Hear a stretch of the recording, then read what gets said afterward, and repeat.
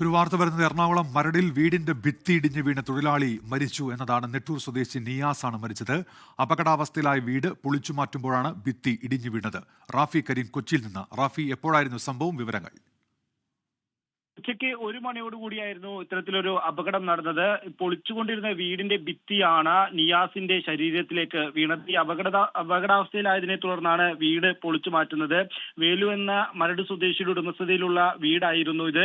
നിയാസ് ഇവിടെ ജോലി ചെയ്യുകയായിരുന്നു. രാവിലെ മുതൽ ഈ വീട് പൊളിച്ചു മാറ്റുന്നുണ്ടായിരുന്നു.